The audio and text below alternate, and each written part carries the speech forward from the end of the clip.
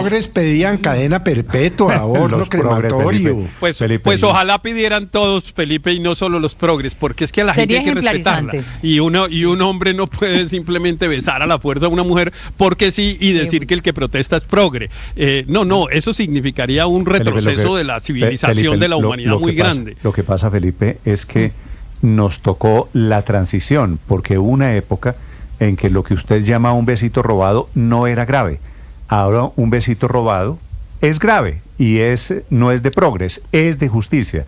El besito robado, cuando el besito robado era consentido, ¿no? Cuando se jugaba el besito robado era que usted aceptaba que los que formaban del juego lo besaran. Sí. En eso consistía el besito robado, es decir, que previamente daba el consentimiento para que lo robaran. ¿Cómo está de bonita, señora? ¿Me hace el favor, me da 2 empanaditas? ¿Ya no? A ver, Felipe. Es que estamos llevando ya todos los temas a un extremo ridículo, Néstor. Pero saben que yo no estoy justificando a Rubiales, pues está bien que le hubieran puesto multa de $10,000, de euros, perdón. Pero es que estamos llegando ya a unos niveles de estupidez, ya que es que uno ya no puede, pues, Felipe, lo que saludar pasa, a la vecina. Era pensar que eso era un besito. Mi amor, ¿cómo va? Hacía meses no la veía, que es que estaba incapacitado. Ya, le dijo mi amor, pum, para la cárcel. No jodas. Felipe, no, es que estamos llegando a unos niveles de estupidez también. Pero Felipe, a ver, si usted echa la película venimos para atrás, de unos niveles de estupidez, que es bien distinto, ¿no? Paola, ¿a usted alguna vez le han robado un besito?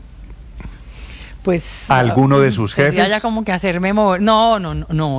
Así cuando usted pero ponía el cachete. Pero eso es agresión sexual, claro. Cuando usted ponía el cachete. Eso es pura agresión sexual. Que eso tiraban al andén. Es que mire que incluso, claro, y ojalá esto fuera para todo el mundo, que no se le pueda acercar el señor ojo a menos de 500 metros. Y además que tiene que ir cada 15 días a comparecer ante un juez. O sea, las sanciones en serio, y se lo están tomando bien en serio. Paola, nadie quería tampoco prisión perpetua ni silla eléctrica. Nadie estaba pidiendo silla eléctrica. Contacto con ella. Paola, aquí pedían silla eléctrica. No, pena de muerte no. Paola, pero además, Néstor, yo sí creo que en un contexto... María Consuelo, digo una cosa, sí estaban pidiendo silla eléctrica, pena de muerte. Al señor lo echaron del puesto, al señor lo enjuiciaron, al señor lo centraron en la bien hecho, maravilloso. En la picota pública. Sí, maravilloso. Sí, perfecto. Pero además como mensaje para un entorno súper machista como es el del fútbol, yo creo que es bueno, porque es que no porque sea en una cancha donde se patea el balón, pues uno tiene que andar pensando que las mujeres son subordinadas, que las mujeres son parte de los activos que tiene un director técnico ahí que le puede dar un beso sin ni siquiera pedirle permiso. Yo sí creo que es un buen mensaje para el mundo del fútbol. Pero digamos las cosas como son. Nadie estaba pidiendo cadena perpetua. La fiscalía lo que estaba pidiendo era 2 años y medio de prisión. Digamos, no estaba pidiendo cadena perpetua ni que lo quemaran en la hoguera. Lo que estaba pidiendo la fiscalía era que se reconociera que se trataba no de un besito robado, que yo creo que eso es trivializar una agresión sexual, sino una agresión sexual que además pues genera un precedente muy grave, creo yo, para todas las mujeres futbolistas. Mi hija, por ejemplo, va todos los fines de semana a jugar fútbol, le entusiasma un montón, y qué maravilla que puedan jugar fútbol en un entorno seguro donde ese mundo, como lo decía María Consuelo, que está tan dominado por los hombres, por los símbolos masculinos, pues tenga garantías para las niñas y para las mujeres. El señor Rubiales no era futbolista, no era director técnico, era un señor directivo de la Federación de Fútbol que se apareció allá y con toda la desfachatez, imprudencia, con... Peor. Sí, por eso digo. Señor Enrique, en Madrid. No, iba a decirles que no conocemos todavía el íntegro de la sentencia, conocemos las consecuencias, pero andan circulando ya por algunos periodistas que siguen de cerca el mundo judicial algunos aspectos de esa sentencia, y seguramente eso va a traer polémica. Lo estaba contando, por ejemplo, una periodista de la cadena La Sexta, que se llama Inés García. Dice que hay un argumento del juez en la sentencia que dice textualmente: el sujeto, aun siendo presidente de la Federación Española, no se prevalece de su condición ni de una relación de superioridad con respecto a la víctima, y aunque se trata de un acto reprobable, es realizado dentro de la euforia de la celebración. Seguramente, insisto, es un fragmento de una sentencia que no conocemos en su integridad, pero seguramente por ahí puede ir la línea argumental para que la condena haya sido esa. En todo caso, si hubiera sido condenado a las penas que se le estaban pidiendo, a esos 2 años de prisión por la agresión sexual y por la coacción, difícilmente hubiera ingresado en prisión, porque aunque no está consignado en los códigos españoles, muy rara vez una persona condenada a 2 años de prisión ingresa en prisión.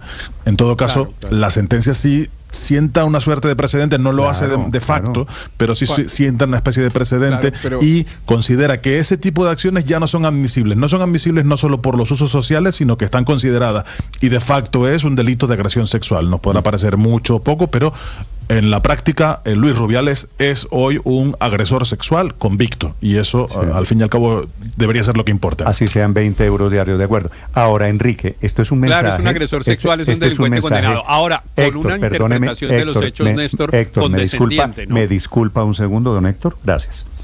Felipe, le iba a decir, quienes dan besitos robados, lo que usted ha llamado besitos robados, tienen que aprender del caso del señor Rubiales. Es decir, claro. La verdad es que todos los hombres tenemos todavía una dosis de machismo gigante, de creer que esto es un besito robado y que es un tema menor. Felipe, hay que aprender del caso Rubiales porque nos cambió la vida y nos cambió rapidísimamente. De ninguna manera. Entonces, lo que antes era una travesura, que usted saludaba a la amiga, a la vecina, a la compañera de trabajo y iba un poquito más allá del cachete en el beso, que conozco varios casos. Felipe, eso ya no se puede. Y eso, Rosa, es cierto con la agresión sexual. Entonces hay que tener mucho cuidado porque los tiempos... No, es que esto cambió todo. Claro. Los tiempos cambiaron. Ahora, mire, y la agresión sexual ahora es un delito, lo que antes era una travesura. La interpretación de los hechos, según lo cuenta Enrique, de los apartes que se han conocido de la decisión judicial, es una interpretación condescendiente con el señor Rubiales, ¿no? Porque está diciendo, bueno, uno no utilizó su cargo, es decir, no incurrió en la agresión sexual como consecuencia o invocando la jerarquía que evidentemente tenía, porque era presidente de la Federación Española de Fútbol, y la juez le dice no, eso que debe ser seguramente un agravamiento de la pena, no se lo vamos a imponer porque aquí usted no invocó ese cargo. Y lo otro que dice es, había un contexto de euforia que de alguna manera, digo yo, explica parte del comportamiento. Eso es lo que dice Enrique, que es muy relevante desde el punto de vista jurídico, porque evidentemente todo indica que la justicia española, a mi modo de ver, fue condescendiente. Yo no estaba pidiendo ni mucho menos pena de muerte, me parece que la sanción que le pusieron está bien, etcétera, pero la interpretación de los hechos, por ejemplo, justificándola o explicándola en un contexto de euforia, no sé, yo hubiera preferido que hubiera menos justificaciones para el señor Rubiales. Son señores en España, magistrados de la máxima instancia judicial en España, Audiencia Nacional de España, los que hacen esa consideración. Ahora nosotros aquí podemos decir Felipe Misa, que yo lo hubiera querido un poquito más dura o un poquito más suave la sentencia, pero al final de cuentas 10.800 euros es la condena para el señor Rubiales. Pero es interesante porque lo que están diciendo, y si además entiendo bien, es que el señor actuó en automático, que no tuvo ni siquiera tiempo de pensar lo que estaba haciendo, sino que en la medio de la euforia y del calor, de la alegría y todo, le planta su beso. Pero precisamente por eso es que es tan grave, porque ni siquiera cayó en cuenta que al frente tenía una persona que podía tener un deseo distinto, a la que no le invitó a jugar, no le dijo venga y nos damos ya un besito, sino venga, la cojo y le clavo su beso, le guste o no le guste. A mí me parece que por el contrario, una persona y una cámara de televisión, Paola, un agravante, además, además una cámara que vio eso pasando, y el mensaje es terrible para todas las niñas, para todas las mujeres, para las futbolistas, para todo el mundo. Bueno. Es que eso tiene un efecto además multiplicador en esa cultura machista terrible, y por eso yo veo con muy buenos ojos la sanción. Claro. María Consuelo, son las 8 de la mañana, 8 minutos. Está cumpliendo hoy un mes de gobierno. Solamente ha pasado un mes de Donald Trump, Felipe. Hay una portada histórica esta mañana que resume muy bien lo que está pasando con el señor Trump. La hace la revista británica The Economist, que pone a Trump de espaldas con una corona, como si fuese el emperador, el hombre del imperio, el del reinado, el Trump rey que está gobernando no solo a Estados Unidos, sino al mundo entero en Washington. Juan Camilo Merlano.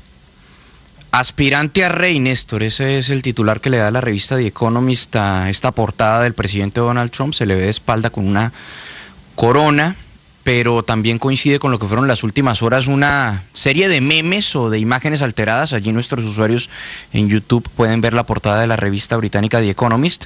Hablaba de los memes y las imágenes alteradas donde se veía al presidente Donald Trump como un rey, vestido de rey con una corona, también porque él de manera jocosa, si se quiere, había escrito en sus redes sociales larga vida al rey luego de que ordenara la reversa o que revirtiera más bien el cobro de una tarifa por congestión en la ciudad de Nueva York de $9 para vehículos en hora pico. Pero está de celebración el presidente Trump. Hoy cumple un mes de gobierno que se ha visto marcado por amenazas de imposiciones de aranceles, por reformas y recortes profundos en el gobierno federal, por aspiraciones expansionistas en Groenlandia, Canadá, Panamá y Gaza, y por reescribir la historia de la invasión en Ucrania, como titula esta mañana el diario New York Times, reseñando los comentarios del presidente Trump en las últimas horas. Una arremetida que bien podría ponerse en boca de cualquier portavoz del Kremlin.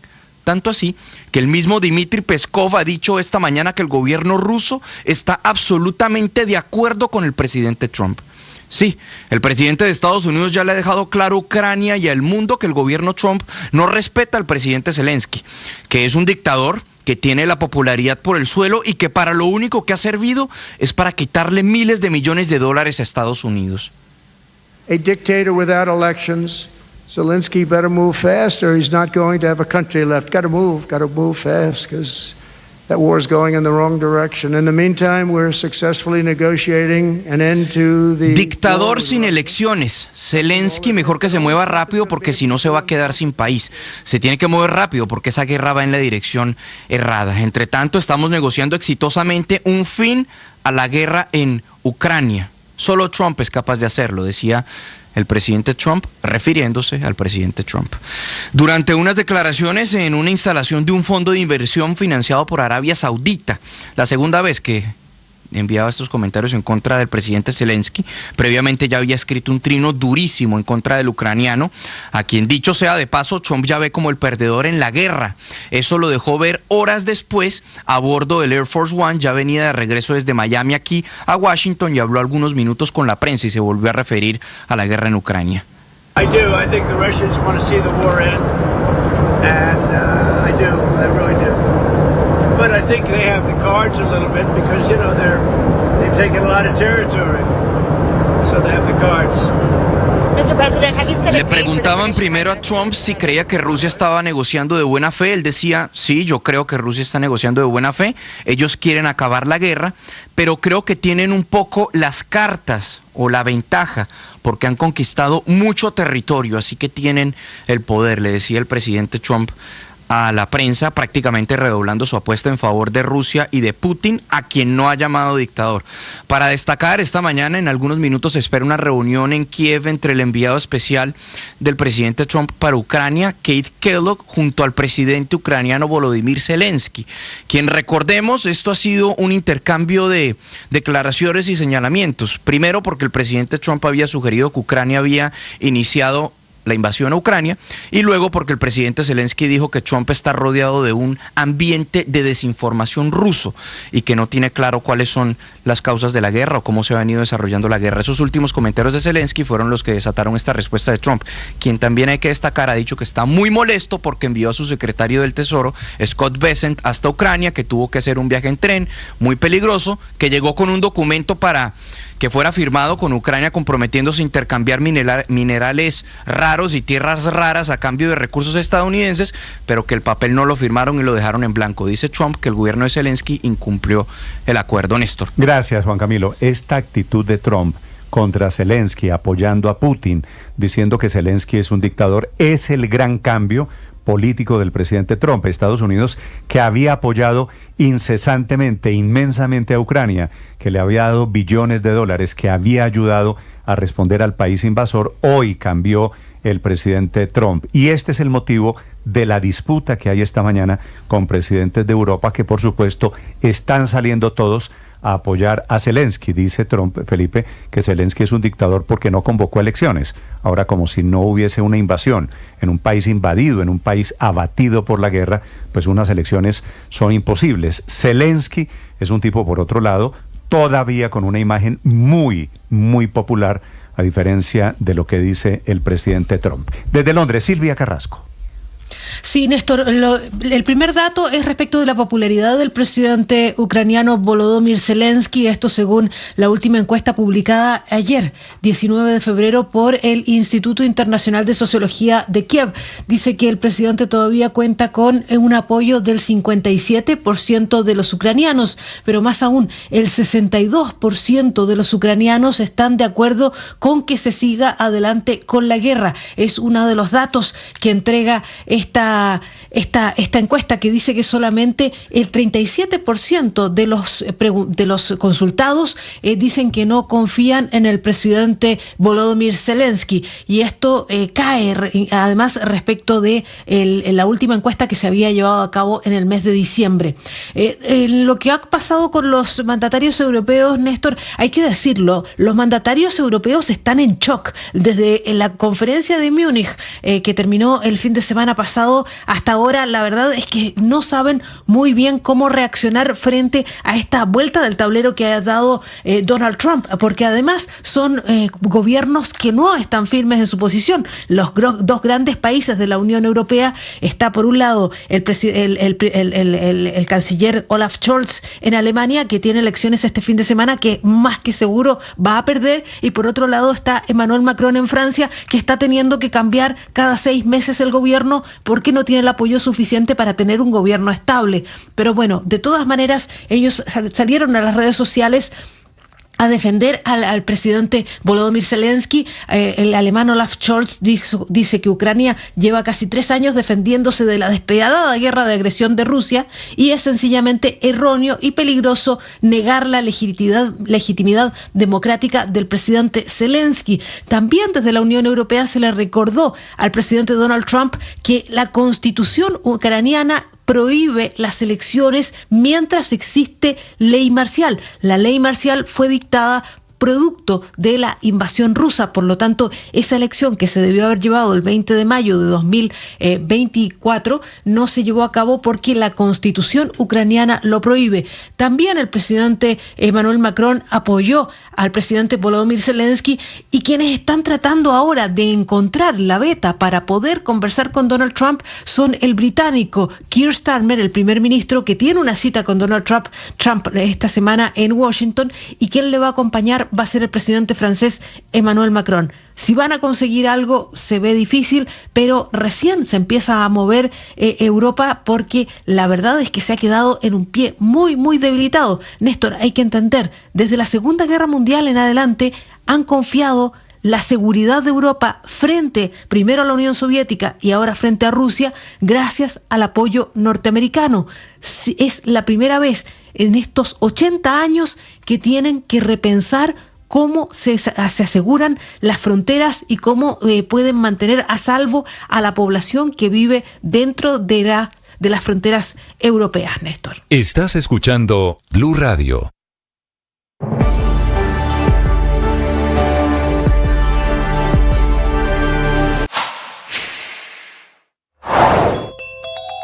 Al nuevo ministro de Defensa, al general Sánchez, le están dando desde anoche un recibimiento a sangre y fuego diferentes grupos terroristas que esta mañana atacaron sin ninguna clemencia en Cúcuta, en Villa del Rosario, en Popayán y en El Plateado, que es ese corregimiento en donde llevan 3 días atacando con drones los disidentes de las FARC. Todos estos ataques simultáneos, unos a un CAI de la policía, a un peaje, a un colegio, ataques que cogen al Ministerio de Defensa en la inmensa controversia por el nombramiento del general Sánchez como su nuevo titular. El general Sánchez, nombrado por el presidente Petro, con el cual se rompen 34 años de tradición, 34 años de la subordinación de militares a un civil, que fue lo que hizo entonces en 1991 el gobierno del presidente César Gaviria. Nombró a Rafael Pardo audazmente como el ministro de Defensa Civil, que quiere decir aquí la defensa, la seguridad de Colombia está en manos de civiles, los militares hacen caso y obedecen según normas de la democracia. Hasta ese día, un militar había sido el ministro, el último fue el general Oscar Botero, o el penúltimo, porque ahora llega un militar nombrado anoche por el presidente Petro. Los seres humanos somos en el tiempo. Todo lo vivimos siempre en proceso. Nada es... Todo tiene un inicio y un final. Hay todo un dinamismo que necesitamos respetar, valorar y también generar.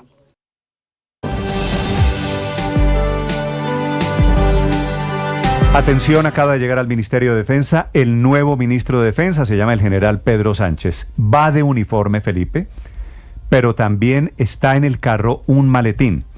El general Sánchez se va a cambiar porque va a entregar, está en el empalme en este momento, con el saliente ministro de Defensa Iván Velásquez, pero a lo largo del día, cuando entregue su retiro, su solicitud de baja de las fuerzas militares, pasará, se quitará el uniforme y se pondrá el everfit, como llaman en el ejército, al traje de civil, que va a ser un ritual, Felipe, pues muy simbólico, por supuesto, ¿no? Bueno, está bien. El presidente Petro está trinando como si le estuviese respondiendo a usted, diciendo: quien es el comandante en jefe de las fuerzas militares y jefe de gobierno es el presidente de la República. En el Ministerio de Defensa, con el empalme que está comenzando, Camila Carvajal. Sí, señor Néstor, y vamos por partes porque esta historia ya se empezó a escribir en el Ministerio de Defensa. Ya llegó el que va a ser el nuevo ministro nombrado por el presidente Gustavo Petro. Llegó vestido de militar, con ese uniforme el que estamos viendo en este momento, que es el típico de la Fuerza Aérea Colombiana, ese que es como gris, que tiene además pues lo típico y todas las insignias de la Fuerza Aérea Colombiana. ¿Cómo llegó el general Sánchez? Con este uniforme que estamos viendo, y llegó en su camioneta, con su habitual esquema de seguridad.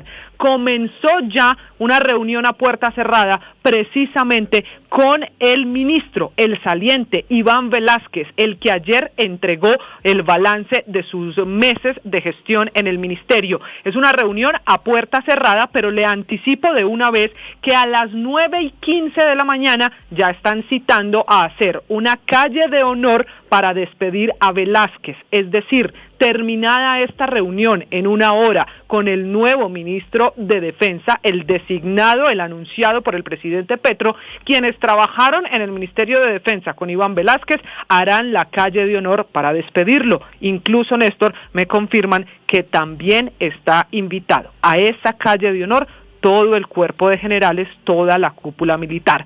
Está de uniforme porque no hay todavía decreto que oficialice la llegada del general Pedro Sánchez al Ministerio de Defensa. Apenas ocurra ese decreto, tendrá el país que empezar a verlo precisamente de civil, a este que es uno de los hombres más importantes pues en la Fuerza Aérea y ahora en el país, el general que es reconocido no solo por la Operación Esperanza, la de los niños Mucutuy en la selva colombiana, ha ocupado en su historia, en sus más de 30 años de carrera, cargos como de comandante del Comando Aéreo de Combate número 4 en Melgar y fue también director del Centro de Doctrina Aeroespacial. Tiene 6.800 horas de vuelo. En resumen, Néstor, los volveremos a ver al saliente y al entrante en la cartera de defensa a las 9:15 de la mañana, citados todos en el Ministerio de Defensa a la calle de honor. Mientras eso llega, ya empezó la reunión privada de los dos, que puede ser la primera de este empalme que comienza entre un civil que deja el ministerio y un militar que deja el uniforme para ser ministro. Camila, ¿la calle de honor es para el ministro saliente o para el entrante? No, para el saliente, para Iván Velásquez, que ayer hizo el balance de su gestión y que hoy se despide del ministerio, por eso le harán esa calle de despedida. ¿Calle de honor en medio de semejante desastre terrorista que hay hoy en Colombia? Lo que pasa, Néstor, es que él ayer en el balance leyó el país de manera distinta, dijo que a diferencia de otros gobiernos no se maquillaron las cifras, que se reduce el homicidio y que este gobierno seguirá haciendo todo para lograr la paz en el país. Lectura distinta de lo que pasa en las regiones, en eso usted tiene razón, pero es cómo lo ve el saliente ministro Iván Velásquez, y quienes trabajaron con él pues van a despedirlo así, van a despedirlo incluso con una calle de honor. Se me olvidaba, no solo dice el ministro Iván Velásquez ayer en su balance que redujo el homicidio, también que en su administración o gestión hay un récord en incautaciones de cocaína. Esas cifras él las resalta, esas cifras hacen parte de la calle de honor, de la razón por la que lo despiden hoy del ministerio. Está ya reunido con quien va a ser su reemplazo. Camila, gracias. Habrá tiempo, Felipe, para el balance al señor ministro de Defensa, al ministro Iván Velásquez. No podía ser más desafortunada la situación. ¿Cuál situación de orden público controlado, Felipe? Para quienes no saben, estamos en medio de una escalada terrorista desde anoche en el departamento del Cauca, en el departamento de Norte de Santander, en paro armado del ELN con muy evidente deterioro de la situación de orden público. No le deberían hacer eso a las familias de las víctimas, ¿no? Sí. Néstor, la clave del presidente Petro está en el último párrafo del mensaje cuando anuncia la designación del general Sánchez, donde dice: el general Pedro Sánchez nos ayudará a llevar a Colombia a la paz. Yo creo que el presidente es consciente de que no estamos en paz, porque lo que está ocurriendo en el Catatumbo, en el sur de Bolívar, en el Cauca, en fin, cuando usted mire, no importa la región que mire, estamos en guerra. Néstor, Felipe, por favor, que inviten a la gobernadora del Chocó al balance. Y a la gobernadora del Tolima, ¿no? Le complemento, Felipe, sí. la situación de orden público, ¿no? Que no es invento Luis Ernesto, no es invento allá de un señor en la radio que está diciendo: la gran queja de todos los gobernadores ayer en la reunión con el presidente fue el tema de la inseguridad. Lo de la gobernadora del Chocó era dramático, una mujer que es claramente una mujer liberal, diciendo: mire, yo nunca había visto en el Chocó en todos mis años de vida calles bloqueadas en estas condiciones, o sea, todo a merced de los grupos armados, y por eso yo debo decirlo con toda claridad, el ministro Velázquez es el peor ministro de todo el gobierno Petro, y es el peor ministro de defensa y el más inepto de los últimos tiempos. Es pésimo, o sea, de verdad, qué desastre. Y por eso, insisto, es que en la cantera del petrismo no hay mucho de dónde recoger para un ministro de defensa. Entonces, maravilloso que llegue un general. Ojalá hubiera sido civil, pero pues en estas condiciones, el ministro de defensa, que llegue el general Sánchez. Pero a ver, el ministro de defensa Velázquez, en su ineptitud, no hizo nada distinto que obedecerle al comandante en jefe de las fuerzas militares. Es decir, no maten al mensajero. No lo voy a defender, por supuesto, me parece un inepto y tal, pero es que él obedece. Pero, a ver, ustedes estamos hablando de las gobernadoras del Chocó y Tolima. Berracas, un par de mujeres berracas que se le pararon al presidente. Y el presidente estaba hablando de que él es el rey sol y que entonces se chamuscan los vampiros. Y entonces cuando dice: pero presidente, no se vaya, es que no hemos acabado. Y dice: ahí les dejo las ministras. A ver, ¿de qué estamos hablando? Bueno, Felipe, a propósito les voy a contar de cómo le fue al presidente en la cumbre de gobernadores. Efectivamente, el discurso del presidente fue un poquito raro porque los gobernadores y gobernadoras y gobernadores, por si acaso, le estaban reclamando al gobierno, Felipe, por condiciones de seguridad, por plata, por atención, por presencia del Estado colombiano. Y el presidente Petro respondió con un discurso un poquito más poético, más abstracto, más etéreo. Y por eso, cuando se fue, habló 50 y pico de minutos, obviamente no respondiendo a las inquietudes. Por eso fue el reclamo de algunos de los gobernadores inconformes. Desde Villa de Leyva, María Camila Roa.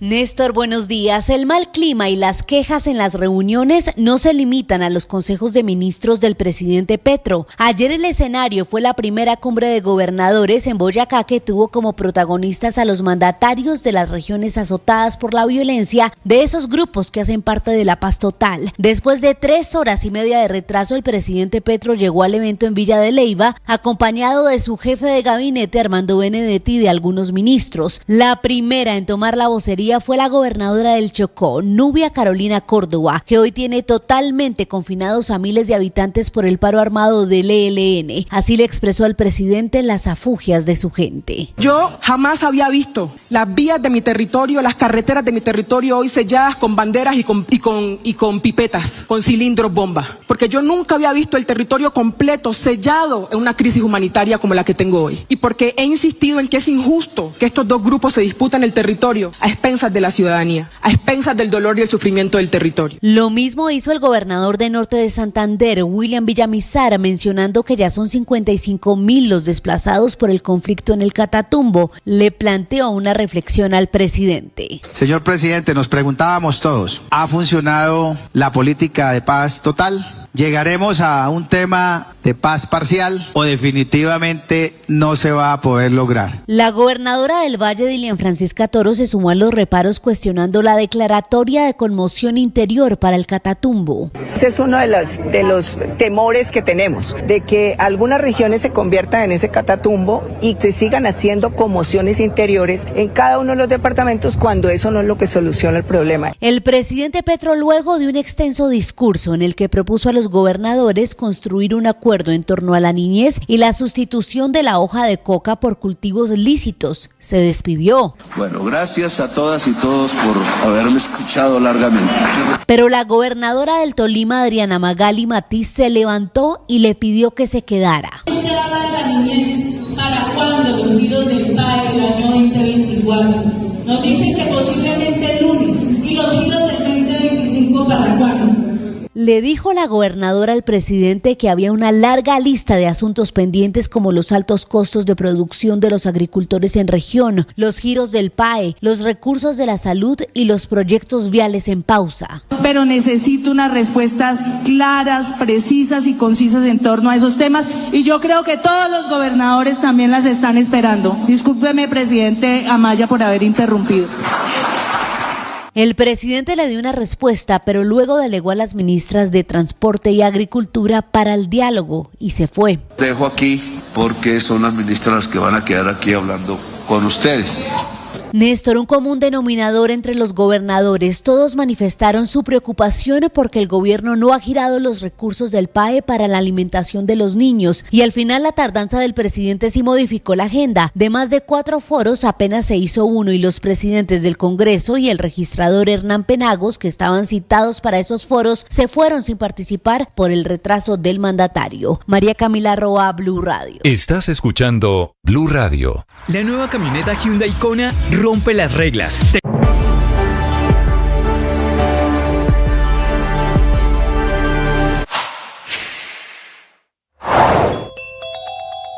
Tan inusual es la situación esta mañana de tener un general de 52 años mandando a generales mucho mayores o de más alta graduación, que se anuncia para esta mañana la baja del general Sánchez, que aparentemente, se informa de manera extraoficial, va a ir al comando de la Fuerza Aérea, que es el arma en donde ha trabajado durante más de 30 años, a pedir su retiro, su baja, para poder posesionarse como ministro de Defensa. Es decir, el general Sánchez pide la baja, o pediría, o tal vez puede pedir la baja, 30 años después del servicio en la Fuerza Aérea, para que como militar en buen retiro asuma como ministro de Defensa a darle órdenes a esos generales que hoy son los que son sus jefes y los que le dan la orden a él. Es decir, para pasar a mandar necesitaría pasar al retiro.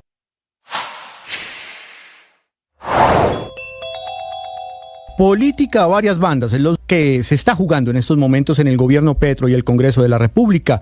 Por un lado está armando coaliciones. El recién nombrado jefe de despacho presidencial, Armando Benedetti, se reunió en menos de una semana con los partidos tradicionales, con los conservadores, con los liberales, con la U y hasta con los 12 congresistas de las curules de paz. Con estas reuniones en la Casa de Nariño, Benedetti tiene la misión de recomponer las relaciones con los partidos en el legislativo y avanzar en la agenda de las petrorreformas.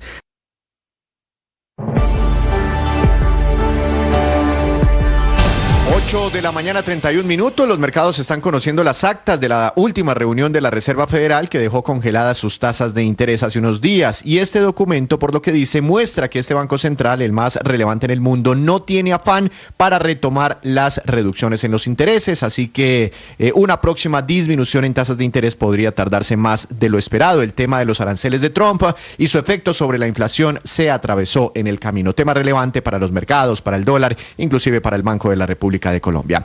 Ya conocimos el balance de la economía durante el 2024 y ahora son las grandes empresas, muchas de ellas listadas en bolsa, las que nos cuentan cómo les fue el año pasado. Las utilidades del Grupo Aval superaron el billón de pesos, creciendo casi un 38% frente al 2023. Este grupo destaca el desempeño de su negocio bancario y el de Porvenir, su administradora de pensiones, que tuvo ganancias históricas. De otro lado, las ganancias de Bancolombia superaron los 6 billones de pesos. Solo en el cuarto trimestre tuvo utilidades por 1,7 billones, creciendo 11%. Pero de lo que más hablan en el mercado es del dividendo de Bancolombia. Este año pagará 3.900 pesos por acción si se lo aprueba la Asamblea de Accionistas en una sola cuota el 1 de abril. Antes la pagaba en varias cuotas y esto daría un rendimiento de aproximadamente el 9% sobre el valor actual de sus acciones en muy poco tiempo, solo por el lado de los dividendos, más que un CDT inclusive. Muchos lo consideran como un dividendo jugoso. Recordemos, el dividendo es la parte de la utilidad de una empresa que se reparte entre los accionistas. Abre el dólar con un tono bajista nuevamente, cae 14 pesos en su cotización promedio,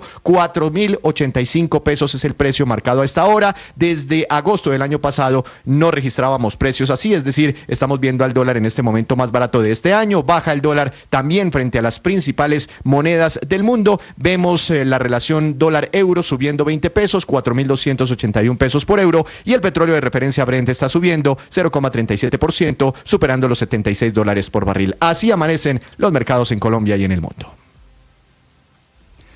Víctor, gracias. Atención, esta mañana miles de personas del ICETEX, Felipe, gente que estudió con préstamo del ICETEX, sí, está recibiendo una carta del ICETEX notificándoles que suben las cuotas que pagan por esos préstamos, producto de que al gobierno le dio por la brillante idea de acabar con los subsidios que le daba a los intereses del ICETEX. Entonces a la gente se le está pegando una disparada brutal en una comunicación que, ojo, si usted tiene préstamo del ICETEX, está llegando desde anoche. Si no le ha llegado, revise su correo porque le va a llegar o le está llegando en este momento. Las cuentas del ICETEX, las cuotas van a subir de una manera notable. Y en WhatsApp, Néstor, también es el canal de comunicación por el cual el ICETEX está comunicando esta alza, esta disparada para los estudiantes. ¿Qué dicen en WhatsApp? Mire, Néstor, les leo el siguiente chat, muy cordial los señores del ICETEX diciendo lo siguiente. Hola, desde ICETEX hemos estado a tu lado. Queremos acompañarte y aclarar la actualización de tu recibo de pago de tu apoyo financiero para 2025. Tenemos información muy importante sobre tu método de financiamiento. Estamos aquí para acompañarte en el proceso de consulta de los detalles. Y ahí le tiran el link y ahí es donde está la mala noticia. Bueno, entonces en WhatsApp y también en un correo que le está llegando, no sé a cuántos cientos de miles de personas, notificándoles muy amablemente desde el gobierno, se nos está acabando el subsidio y en consecuencia... Y eso que les iban a condonar los préstamos, ¿no? Felipe, los muchachos, usted se acuerda a quienes el presidente Petro cuidaba tanto y protegía tanto y defendía cuando era candidato, hoy golpeados. Cuyos votos obtuvo, entre otras cosas, con la mentira de que les iban a condonar los préstamos, Néstor. No solo no se los condonaron, sino que acuérdese usted, hace unos meses les quitaron los préstamos y a quienes pudieron mantenerlos, ahora nos cuenta usted que los van a reventar con intereses. Bueno, Felipe, el aumento va a ser alto porque entonces los ponen a pagar intereses comerciales, intereses no subsidiados, los mismos intereses que pagarían en un banco, que es como funciona desafortunadamente ICETEX. Marcela Peña. Néstor, buenos días. Ingrata sorpresa para los profesionales que se graduaron con crédito del ICETEX. Junto a su factura les está llegando una carta de malas noticias para su bolsillo. Ojo a la frase con la que cierra la carta. El país vive hoy una compleja situación fiscal que como nación hemos enfrentado. Por esto los beneficios de financiación educativa, los beneficiarios de financiación educativa que están en periodo de pago no tendrán subsidio a la tasa de interés. Esto en términos concretos implica lo que usted decía, la cuota se dispara. Hasta el año pasado los beneficiarios de créditos de ICETEX pagaban únicamente el IPC como tasa de interés, es decir, 9,28%, porque esa fue la inflación certificada para 2023. Ellos pensaron que este año iban a pagar inflación también, es decir, 5,28%, pero que lo que les dice ICETEX hoy es que las tasas de interés quedan, dependiendo del crédito, entre 12 y 17% efectivo anual, y la letra pequeña es que esto es más inflación, es decir, en términos reales son los intereses que pueden estar cerca del 22%. El impacto en la cuota mensual depende de cada caso porque estos intereses se cobran sobre el capital que uno debe. Para algunas personas esto puede implicar que la cuota le suba un 50%. Por ejemplo, uno de los casos que conocimos, le llegó su recibo que antes era de 590,000 pesos en 621,000 pesos.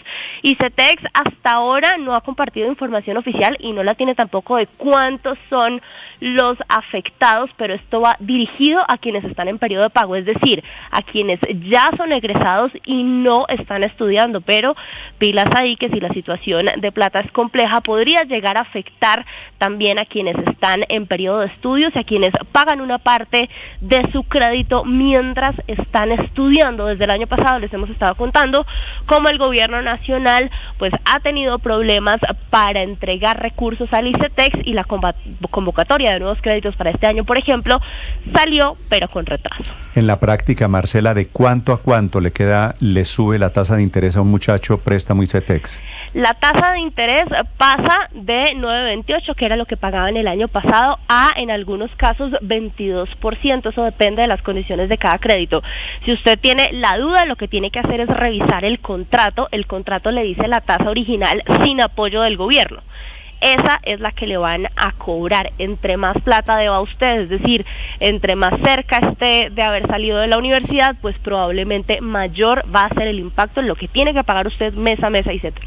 Sí, lo que pasa es que esos intereses 22% del ICETEX son carísimos y pasar de 9 con tasa subsidiada a 22 obviamente es un golpe, un totazo muy grande para los muchachos que estudiaron ayudados por el ICETEX. Me dice una amiga que ya va a tener que pagar la cuota mensual de 590.000 pesos que venía pagando, tendrá que pagar ahora 621.000 pesos. Lo acaba de decir. Va a tener que ir a un banco comercial, privado, a que le compren la cartera, posiblemente va a encontrar tasas de interés más bajitas. Pero este sí es el incumplimiento de los incumplimientos. Pero, ¿no? Víctor, ni siquiera sí, porque usted busque crédito en un banco privado. El problema que tenemos de oferta es serio. Sufi, por ejemplo, que era la marca de Bancolombia para crédito educativo, no está operativo. Ellos han decidido que ese tal vez no es el nicho adecuado, y la mayoría de ofertas disponibles en el mercado no son de largo plazo como ICETEX. Son a 6 meses, es decir, pague su semestre mientras lo está estudiando. La mayoría de familias que acuden a ICETEX, por supuesto, no tienen la posibilidad de amortizar un semestre en 6 meses. Sí, usted tiene la cifra, Aurelio, de qué porcentaje de los estudiantes ICETEX son estrato 1, 2 o 3. Pues la gran mayoría en esto. Dice la representante Katy Jubinado esta mañana que es el 90% del total de los estudiantes, estratos 1, 2 y 3, pues los que van a asumir eso. El golpe es ahí. 9 de cada 10. Un golpe durísimo. Sí, Néstor, pero usted se acuerda que aquí tuvimos al ministro, o se tuvo noticia de que el ministro Rojas había nombrado como director del ICETEX a alguien que era precisamente víctima de esto.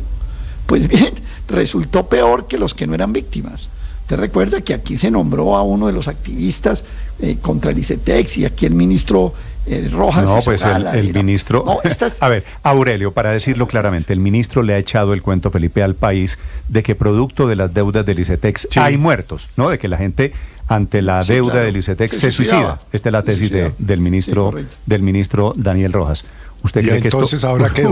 ¿Usted cree que esto ayuda? ¿Usted cree que esto tiene algún nivel de coherencia con la tesis? O sea, vamos a subirle la tesis, a subirle prometió 60.000. Yo lo siento mucho realmente por estos muchachos, porque estaban convencidos de que sí les iban a ayudar, y pasó lo contrario, los están apretando. Pues mire lo que estaba contando ahora Marcelo. Mire, la gran promesa, Néstor, de campaña, y los que estuvimos ahí lo hicimos también convencidos que era importante invertir en la educación, que la forma de transformar este país es logrando que los jóvenes tengan alternativas distintas a terminar reclutados por la delincuencia, y es con educación. Y en eso compartíamos la visión, pero la obsesión del presidente Gustavo Petro y su ministro Rojas en este caso, que es que para que la educación funcione tiene que ser exclusivamente prestada por el Estado, que la única inversión en educación que se puede justificar en el Estado es a través de la universidad pública, es profundamente equivocada, y termina en que le arrebatan la verdadera oportunidad de educación que tienen muchos jóvenes, que es en una universidad privada, y sacando un crédito, como muchas personas, como el mismo ministro lo ha contado, que él tiene esa historia de vida, una gran cantidad de personas que han salido adelante gracias a que pudieron acceder a ese crédito del ICETEX y lograron educarse. Entonces, esas doctrinas donde únicamente el Estado es el que puede proveer ciertos servicios, termina jugando en contra justamente de lo que pretende defender el gobierno. Es realmente lamentable. Lo del ICETEX es un símbolo de la negligencia en las promesas incumplidas del presidente. 8 de la mañana, pero además, minutos. Además son 3 incumplimientos, Luis Ernesto, porque es que primero no hicieron lo que decía el plan de desarrollo y las promesas de campaña, que era condonar los créditos. Eso primero no lo hacen. Lo segundo es que sale el ministro Rojas a desmentir cuando se denuncia que se está asfixiando al ICETEX. Recordemos que aquí hubo muchas denuncias en Blue Radio, y él sale a decir que era falso y que lo que iba a hacer era, como mencionaba Aurelio, poner en el consejo directivo o en la junta directiva del ICETEX a víctimas del ICETEX, o sea, con ese nombre que de alguna manera ya genera controversia. Y ahora la realidad es que no solamente no condonaron, sino que suben los intereses, o sea, triple mentira. Me manda un oyente, Felipe, un pantallazo de un trino del presidente Gustavo Petro en campaña. Cuando Petro no era presidente, escribió, prometió, ofreció lo siguiente, con una fotografía en un foro hablando del tema del ICETEX. Un gobierno para la vida debe llevar a la juventud colombiana de la esclavitud que representa, debe liberar a la juventud colombiana de la esclavitud que representan las deudas con el ICETEX. Bienvenidos. Eso quedó en que el gobierno que quería liberar a la juventud colombiana de la esclavitud está anunciando hoy que les van a subir duro. Ahora, suben tan duro, Felipe, que no lo mire por los 40.000 o 50.000 pesos mensuales que está subiendo la cuota. Haga la cuenta, ¿cuánto es eso multiplicado por 12 cuotas al año? Entonces no, usted dice, y va a subir por el número de años de su carrera, ¿no? Va a subir 50,000 pesitos mensuales, ok, y 50,000 pesitos mensuales son 600,000 pesos al año, que para un muchacho seguramente que arranca su vida laboral con un sueldo bajito o con el salario mínimo, por supuesto, termina siendo muchísimo dinero. Historia de promesas incumplidas. ¿Quién me iba a decir? Daniel Torres fue la persona que nombró el gobierno Petro como asesor en Mineducación, y él fue el que precursor de ese movimiento ICETEX te arruina, que criticaba precisamente esas cuotas altas del ICETEX. Terminó entrando al Ministerio de Educación y realmente no hubo un alivio concreto para los beneficiarios de créditos del ICETEX. Claro, y aquí se ven los efectos prácticos del desfase en el que está el gobierno en sus cuentas fiscales, de la obligación que ha tenido de recortar presupuestos y en donde lo que le pega es a la parte más sensible y más delgada de la cuerda, como son precisamente los estudiantes. Néstor, es que a uno de ellos que esté pagando una tasa de casi el 8%, que se la suban hasta el 24%, eso es triplicarle el costo de estudiar. Eso no tiene, digamos, razón. Sí, de 9 a 24. A 22, a 22. Hasta 24. No, de 12 a 17% efectivo anual, pero incluso en alguno puede representar incrementos todavía superiores. Entonces dice usted, pero ¿cuál es el sentido de esto? ¿Y qué es lo que está pasando con el gobierno? Que por lo demás, recuerde usted, ya había dicho que comenzaba con 40,000 cupos menos de beneficiarios del ICETEX para este año. Es que ese descuadre que lo vemos como en unas cuentas tan macroeconómicas y tan lejos, y como es una cosa que no nos va a tocar, efectivamente nos está tocando ahora. Y me pregunto una vez más, entonces, ¿para qué estamos nosotros como colombianos pagando un montón de impuestos si no es para ayudarles a los que no tienen a pagar y a sufragar la educación para que prosperemos como sociedad? Es una cosa increíble que por este lado se esté recortando todo.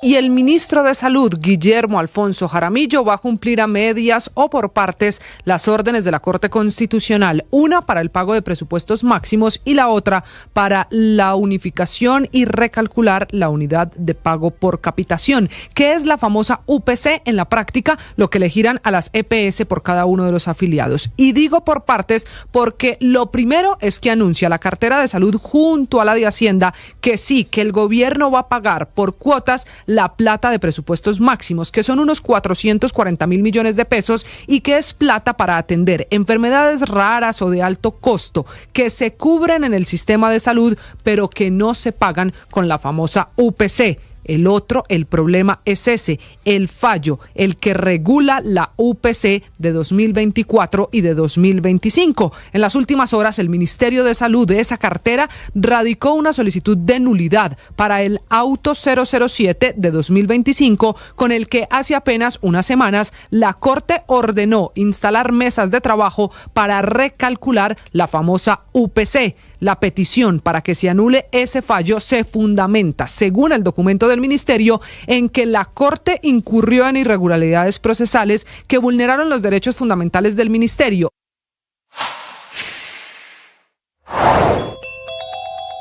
Prendidas las alarmas sobre el borrador que busca reglamentar la reforma pensional, un documento que dio a conocer en las últimas horas el Ministerio de Trabajo para convertirlo en la gran carta de navegación del nuevo sistema una vez entre en vigencia y empiece a regir a partir del 1 de julio de este año. Borrador que, según economistas y según varios expertos, reaviva los temores por la sostenibilidad fiscal del nuevo sistema y deja muchas más dudas que certezas. Un caso puntual, por ejemplo, de la metodología para convertir ahorros en semanas, que será opcional en el pilar de ahorro voluntario, que será definida por el Ministerio de Hacienda y de Crédito Público, o todavía mucho más importante, el tema de la devolución de saldos, que durante los debates en el Congreso, tanto en Cámara como en el Senado, se había dicho que no pasaría, pero que en el borrador de esta reglamentación de la reforma pensional se incluye, y se incluye para sorpresa de muchos, abriendo así la posibilidad de devolver los saldos a quienes tengan más ahorros de los necesarios para financiar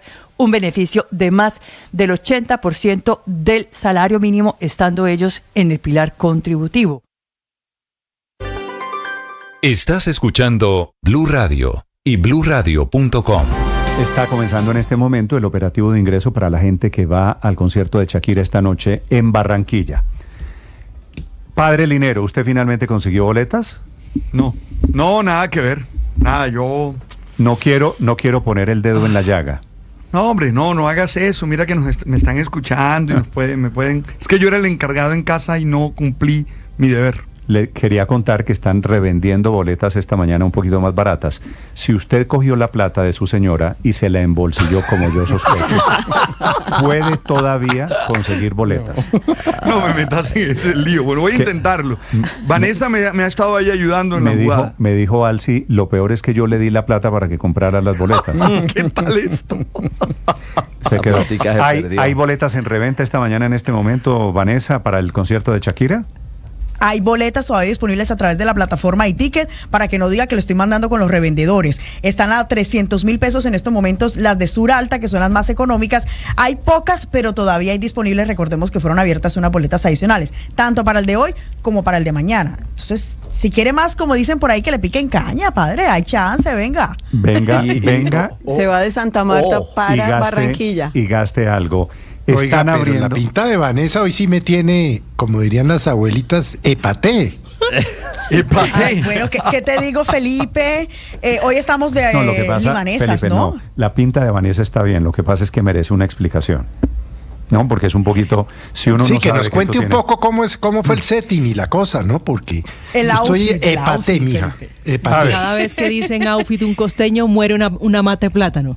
Se seca un gajo y moneda. A ver, Vanessa, el adorno. Este es el outfit para disfrutar del concierto. El gracioso adorno que posa sobre el cabello. Esta en realidad es una decoración que utiliza mucho para los bailes árabes y que en algún momento Shakira ha utilizado en sus conciertos. Entonces, como homenaje también a esa danza árabe y a la cultura libanesa que está presente en el Atlántico y que hace parte también de lo que muestra Shakira.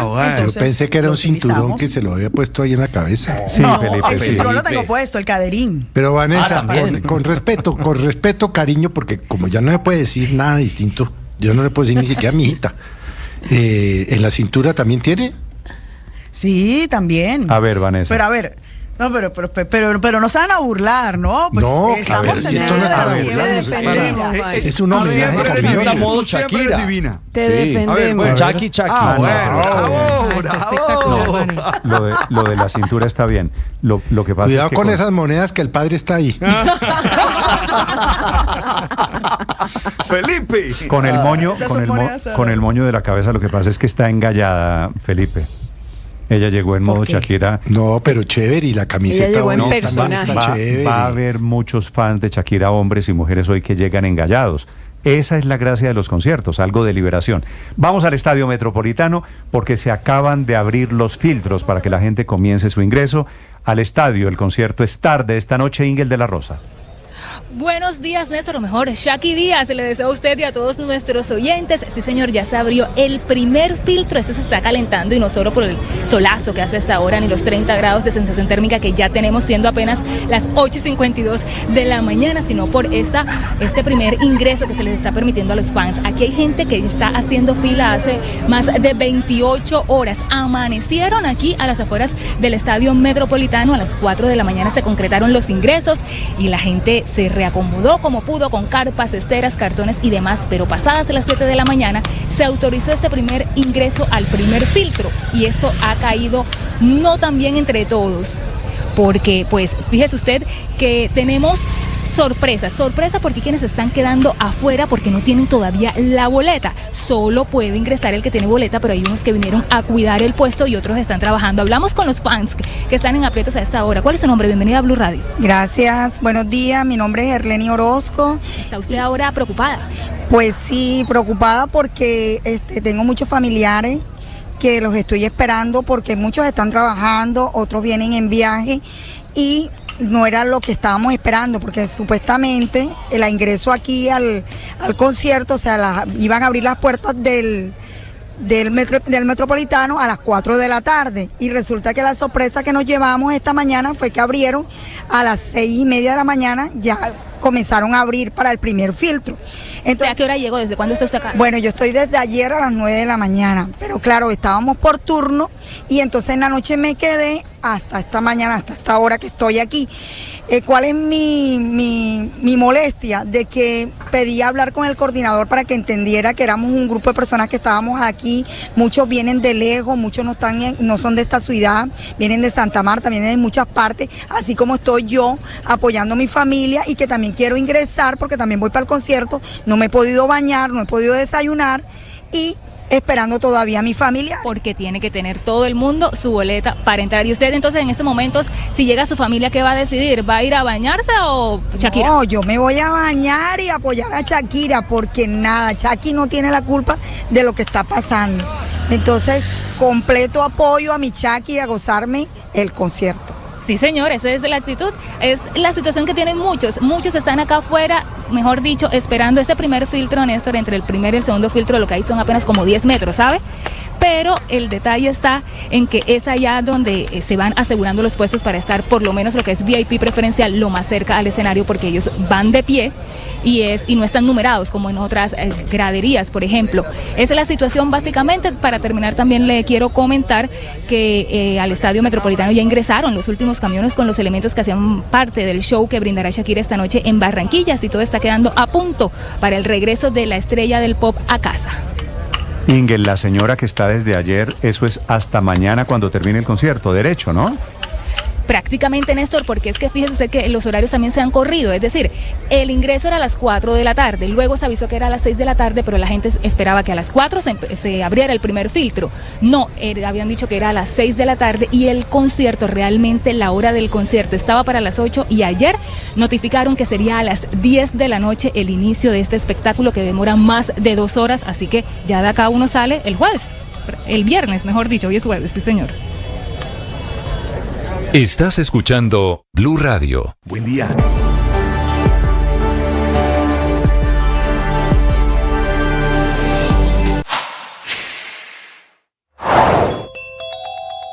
Cuatro explosiones, 2 en Cúcuta, 2 en Villa del Rosario.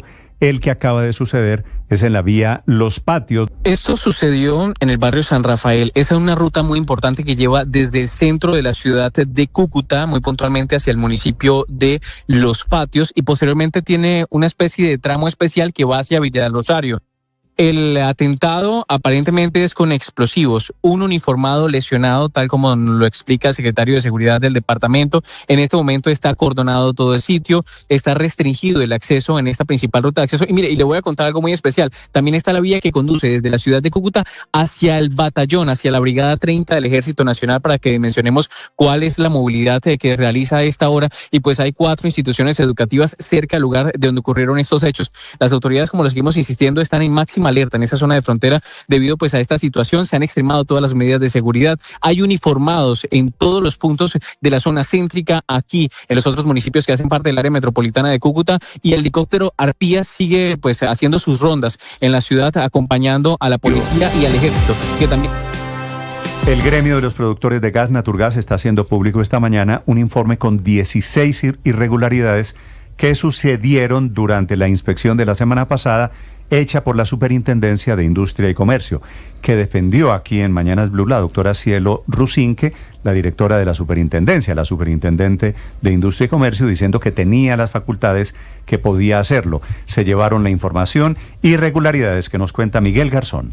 Néstor, así es un documento de 16 puntos en los que se resaltan estos 4 que son los más importantes. Dice que la SIC no aportó el acto administrativo que inicia la averiguación preliminar a partir de la cual se realizó esta visita administrativa del pasado 12 de febrero del año 2025. También dice que el despacho no tiene conocimiento del acto administrativo que inicia la averiguación preliminar ni el expediente administrativo de esta. Y también dicen que se practicaron las pruebas sin orden judicial, o sea, se desconoce el objeto delimitado de la visita administrativa de la superintendencia allí a estas oficinas. O sea, lo que dice la Procuraduría es que esto se trataría de una cacería de brujas, como se dice normalmente o vulgarmente, Néstor.